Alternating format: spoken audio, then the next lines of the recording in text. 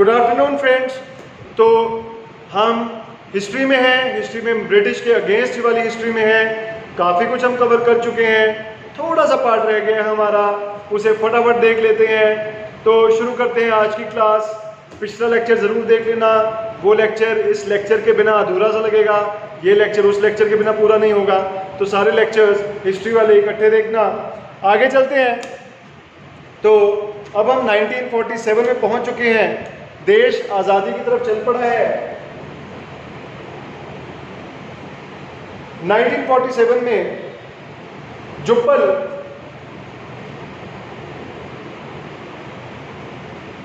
Jubbal state में एक responsible सरकार आ चुकी है।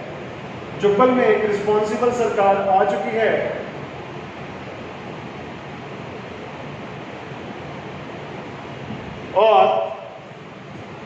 और इसमें जो हेड कर इस रिस्पॉन्सिबल गवर्नमेंट को, उनका नाम है, हम इनका नाम पहले सुन चुके हैं, भागमल चौथा।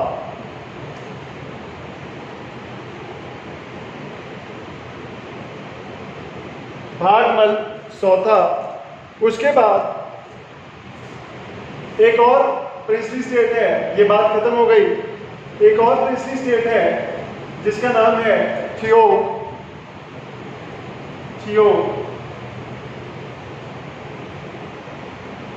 थियोग ये पहली स्टेट है जो भारतीय यूनियन के साथ, इंडियन यूनियन के साथ मर्ज हुई।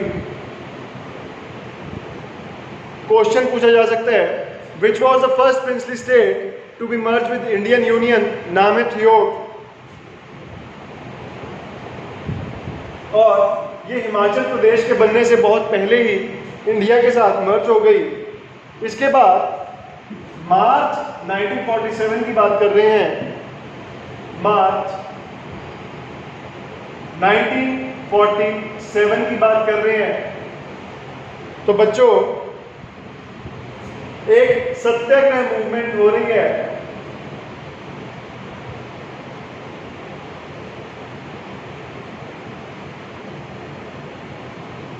एक सत्याग्रह मूवमेंट हो रही है बुशहर में। बुशहर कहाँ? बुशहर आज की डेट में शिमला में पड़ता है। तो बुशहर में एक सत्याग्रह मूवमेंट हो रही है। सत्यदेव, याद करना आसान रहेगा। सत्याग्रह कौन कर रहा है? सत्यदेव कर रहे हैं, बुशहरी।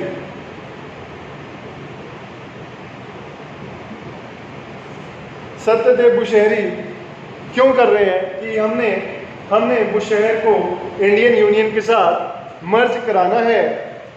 और बच्चों, इसके आगे चलते हैं तो सोलन में हमारी, ये रही सोलन, एक तरफ बिलासपुर, एक तरफ शिमला, एक तरफ सिरमौर और एक तरफ मंडी।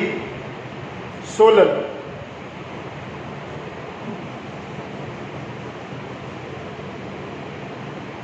सोलन में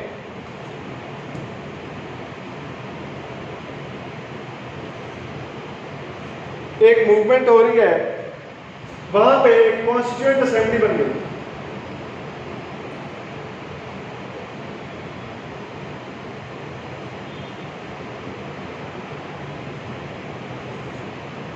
कॉन्स्टिट्यूएंट असेंबली का मकसद क्या होता है? हमने इंडिया के केस में भी देखा, आपने पॉलिटी कवर कर ली होगी, आई सपोज, नहीं की तो कर लोगे, कि कॉन्स्टिट्यूएंट असेंबली जब 1946 में बनी थी कैबिनेट मिशन के फलस्वरूप, तो उसका क्या इंपॉर्टेंस थी, उसकी रिलेवेंस ये थी कि हमने भारत के लिए एक कॉन्स्टिट्यूशन बनानी है जो भारतीयों द्वारा बनाई जाएगी।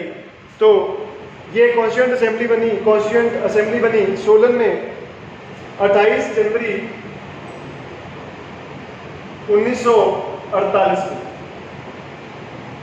चेयरमैन कौन थे? राजा, खुद राजा ही इसके हेड हैं। देखो, तो धीरे धीरे राजाओं को भी पता चल गया, अब ज़्यादा देर तक हम यहाँ पे अपनी गद्दी, अपना सिंहासन नहीं संभाल सकते और डेमोक्रेसी की तरफ हो जाना ही ठीक है। तो राजा दुर्गा सिंह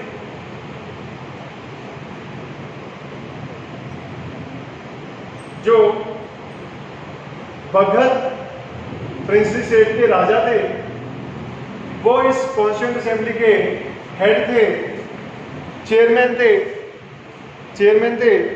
और आगे चलते हैं बच्चों, 1948 की बात की है,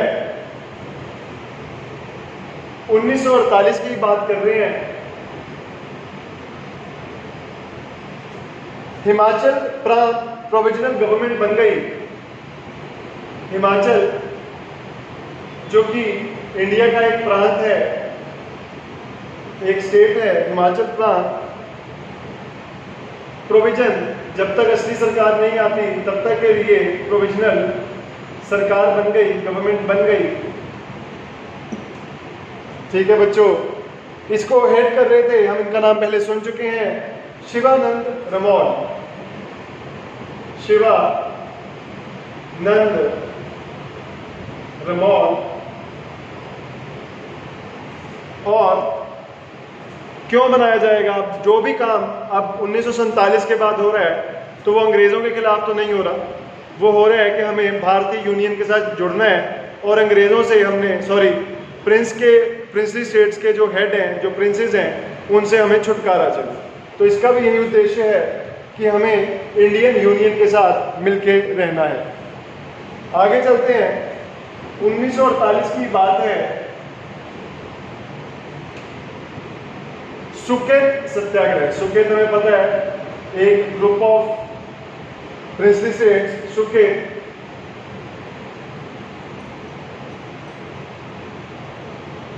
सत्याग्रह, पंडित पदम देव, इनका नाम हम पहले सुन चुके हैं।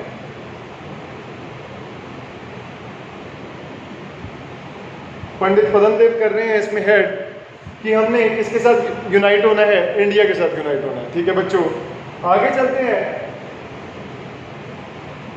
2 मार्च 1948 को 2 मार्च 1948 को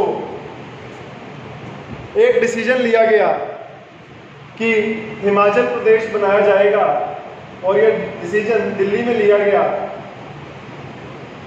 दिल्ली में लिया गया। कौन थे इस मीटिंग में? मिनिस्ट्री ऑफ स्टेट्स, जिसको वल्लभ भाई पटेल मिनिस्टर थे, जिसके मिनिस्ट्री ऑफ स्टेट्स के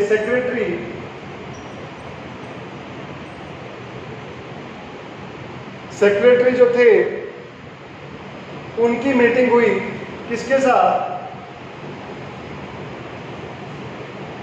हिल स्टेट्स के राजाओं के साथ, हिमाचल के राजाओं के साथ। और इसको, इन स्टेट्स को कौन लीड कर रहे थे? राजा जोगिंदर सिंह, जो मंडी के राजा थे। देखो मंडी है हमारे पास, एक तरफ कुल्लू है, एक तरफ हमीरपुर है, एक तरफ बिलासपुर, एक तरफ सोलन, एक तरफ शिमला, एक तरफ कांगड़ा। तो मंडी के राजा, जिनका नाम था राजा जोगिंदर सिंह,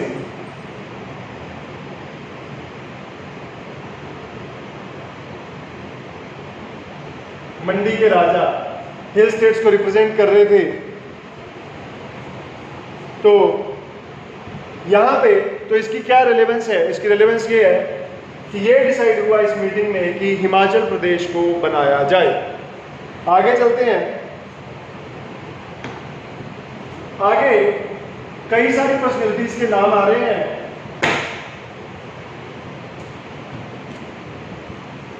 उनमें है doctor, very important, Gopichand Bhargava.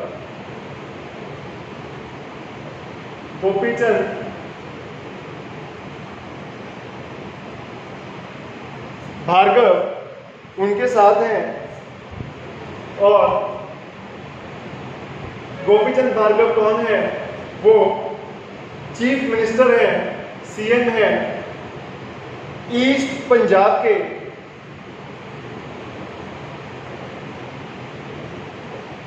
हमें पता है पेप्सू, तो ईस्ट पंजाब के चीफ मिनिस्टर हैं।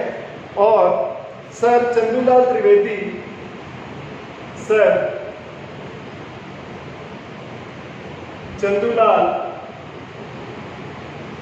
त्रिवेदी जो कि गवर्नर हैं जो कि गवर्नर हैं, उन्होंने कई सारे पत्र लिखे, लेटर्स लिखी, दोनों ने लेटर्स लिखी। किसको? Prime minister of India Pandit Nehru को। और उन लेटर्स में क्या लिखा गया? और वल्लभ भाई पटेल को भी लिखी लेटर्स, जो कि होम मिनिस्टर्स हैं।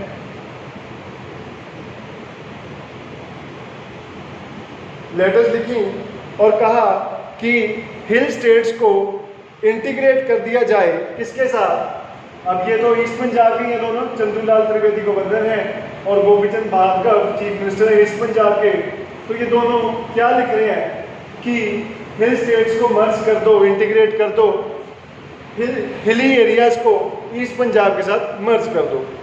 तो ये कह रहे हैं, लेकिन ये डिमांड नहीं मानी गई। तो 15 अप्रैल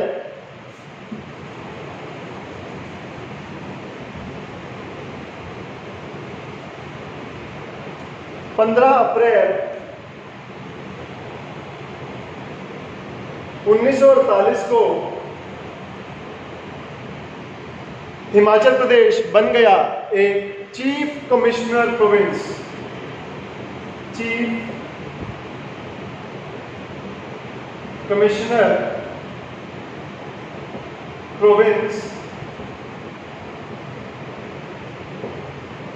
और इसमें 30 प्रिंसली स्टेट्स इसका हिस्सा थी।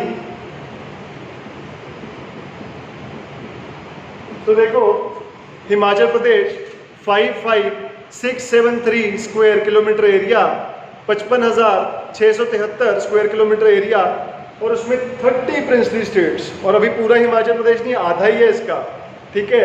तो आप वेल इमेजिन कर सकते हो कि कितनी छोटी छोटी होंगी ये प्रिंसली स्टेट्स, बहुत सारी, इनमें से कई बड़ी भी हैं। तो 30 प्रिंसली स्टेट्स जो इसका हिस्सा थी, उनके नाम क्या थे? बगर,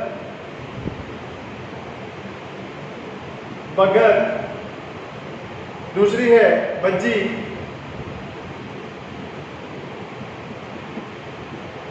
तीसरी है बाघल, चौथी है बेजर, पांचवी है बालसन, छठी है बुशहर शिमला में,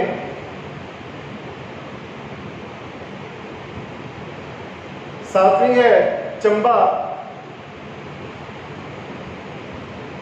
जो कि बहुत बड़ी थी और बहुत अच्छा सा काम कर रही थी एडमिनिस्ट्रेशन में। अगली है दरकोटी,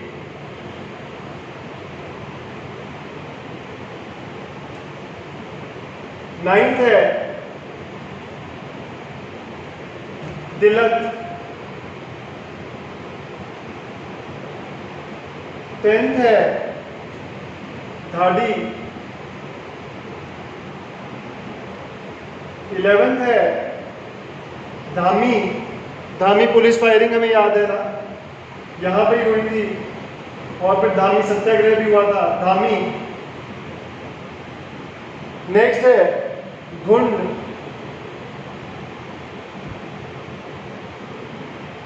थर्टीन्थ है जुब्बल, जुब्बल शिमला में,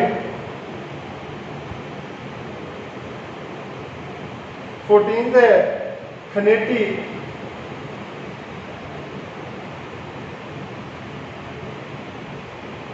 15th है कोटी,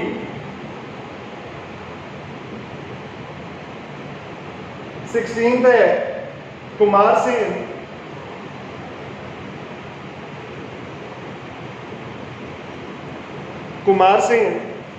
17th है कुनिहार,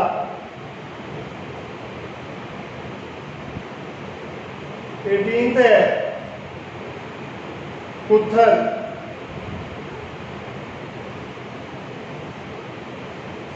19th है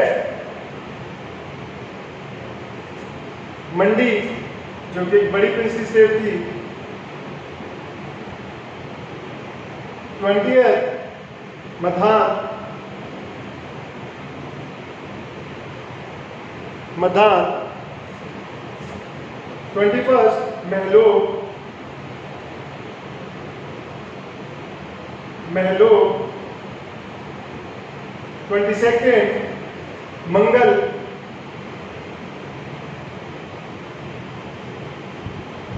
23rd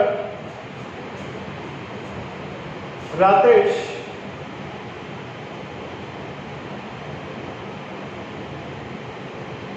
24th क्योंथाल,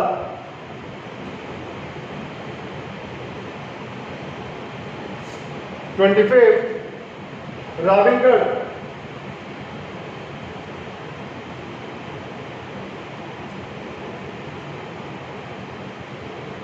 26th संगरी,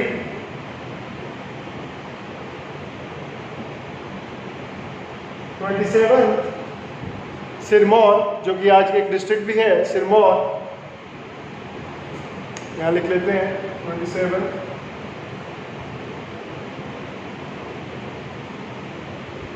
28 सुकेर,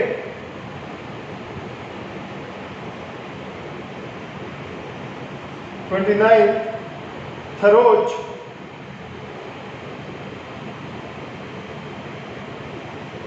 और 30th last one थ्यो,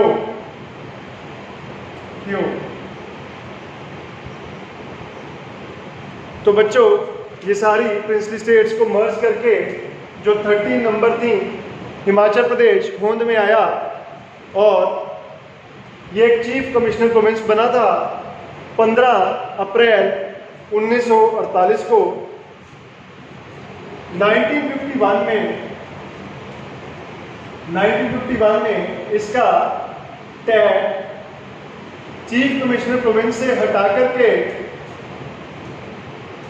group C state बना दिया, यानी कि एक स्टेट बना दिया ग्रुप सी स्टेट। कब बनाया? 1951 में। आगे चलते हैं। 1 जुलाई 1954 में बिलासपुर, जो कि हमें यहाँ दिख रहा है, ये रहा बच्चों बिलासपुर, एक तरफ ऊना, एक तरफ हमीरपुर, एक तरफ मंडी, एक तरफ सोलन। बिलासपुर जो कि हिमाचल प्रदेश की नेबरिंग एक प्रिंसली स्टेट थी, उसको मर्ज कर दिया इसके साथ। और इससे पहले बिलासपुर भी एक ग्रुप सी स्टेट होती थी। आगे चलते हैं बच्चों।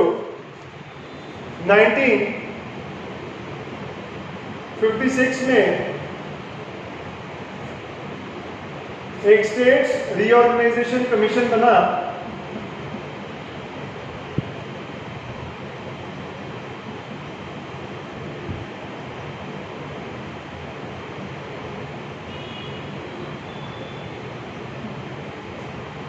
जिसके हेड कर रहे थे डॉक्टर फजल अली, और साथ में उसके KM पन्नीकर और HN कुंजरू भी थे। हम पहले कर चुके हैं, फटाफट सुन लेते हैं एक बार। और तो उन्होंने कहा कि ABC स्टेट्स की जो आपने क्लासिफिकेशन की है इसको ख़त्म कीजिए, और जो भी ग्रुप सी स्टेट्स हैं यानी कि हिमाचल प्रदेश है जैसे कि, उनको साथ वाली बड़ी स्टेट के साथ मर्ज कर दीजिए।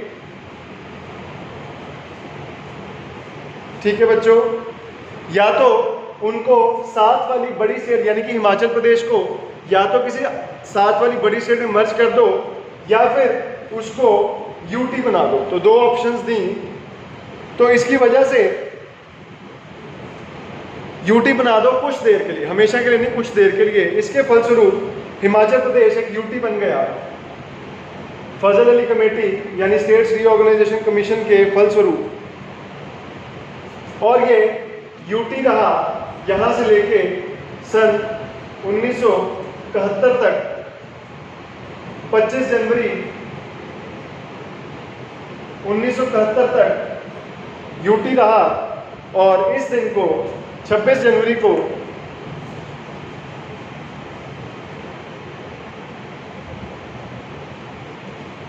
25 जनवरी को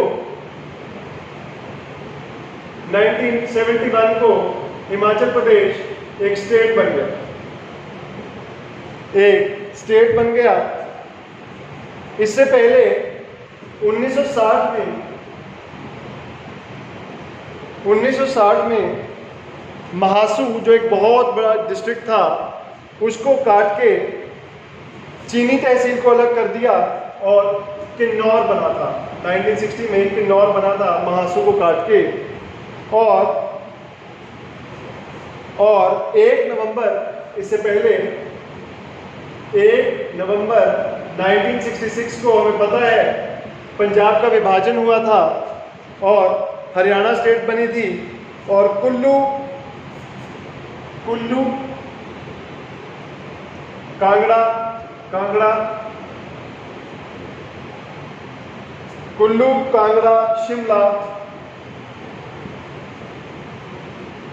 शिमला और हमीरपुर के कुछ हिस्से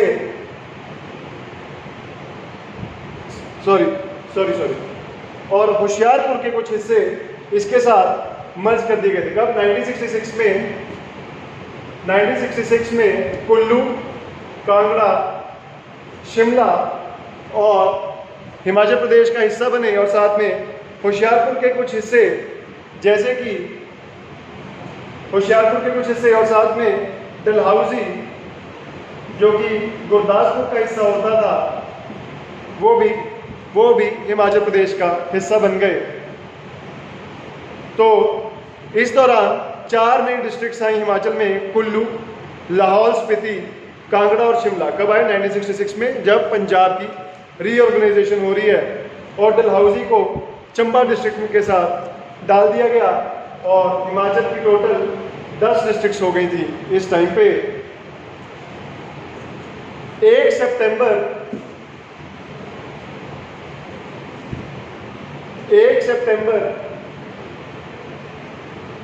1972 में 2 नए डिस्ट्रिक्ट्स हमीरपुर और ऊना को भी इसमें जोड़ा गया। कैसे जोड़ा?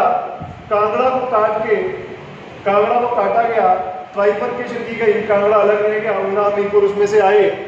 तो इस तरह से 2 डिस्ट्रिक्ट्स और बन गई। और महासू और सोलन तो हमें दिख रहा है, महासू नहीं दिख रहा क्योंकि अभी नहीं है। महासू और सोलन को काट छांट के शिमला डिस्ट्रिक्ट और सोलन डिस्ट्रिक्ट बनी और नालागढ़ जो कि एक प्रिंसली स्टेट थी और नालागढ़ और कंडाघाट जो कि प्रिंसली स्टेट थी, उनको सोलन का हिस्सा बना दिया गया। तो 1 सितंबर 1972 ऑनवर्ड्स कोई ज़्यादा फर्क नहीं आया। हिमाचल प्रदेश जैसा तब था, तब से लेके अब तक वैसा ही है। बस थोड़ी बहुत कुछ सब तहसीलें बना दी गई हैं और उन सब तहसीलों को तहसील बना दिया गया। तो छोटी मोटी चीज़ें, लेकिन मोटे तौर पे यही स्ट्रक्चर है जो हमारे पीछे मैप में हमें दिख रहा है। महासू का नाम बदलकर शिमला कर दिया गया बाद में। तो जो महासू है वही अब शिमला है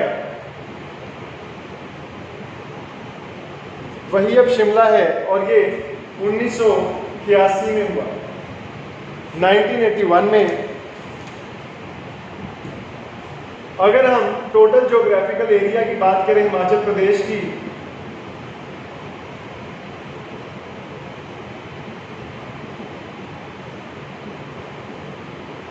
जो कि 55673 स्क्वायर किलोमीटर है, तो वो 1.69% है। 1.69% है देश के एरिया का। तो इंडिया का एरिया कितना है? 32 lakh something square kilometre, 32,87,000, 32 lakh square kilometre के ज़्यादा है। तो हिमाचल का एरिया उसका 1.69% है और हिमाचल का अगर रैंक करें तो वो 14th नंबर पे आता है, 14th नंबर पे आता है। अगर यूटीज़ और स्टेट्स का एरिया वाइज देखें तो अभी लेकिन हमें चेक करना पड़ेगा जम्मू कश्मीर में जो डिस्ट्रिक्ट बनी है और लाहौल एंड स्पीति जो यूटीज़ बनी है जम्मू कश्मीर और लाहौल स्पीति, उनके बाद। और ये सारा बच्चों हमने देख लिया हिस्ट्री ऑफ हिमाचल प्रदेश। तो बच्चों अगर हम अलग अलग प्रिंसली स्टेट्स की हिस्ट्री देखते हैं हिमाचल में, तो आप देखोगे कि वो बहुत ही वास्ट है, इतने सारे राजे हैं हद से ज़्यादा, हर एक डिस्ट्रिक्ट में राजे बहुत ज़्यादा हैं। उसका कारण यही है कि प्रिंसली स्टेट्स ही न्यूमरस हैं और हर एक स्टेट में 10 से 12 राजे हैं।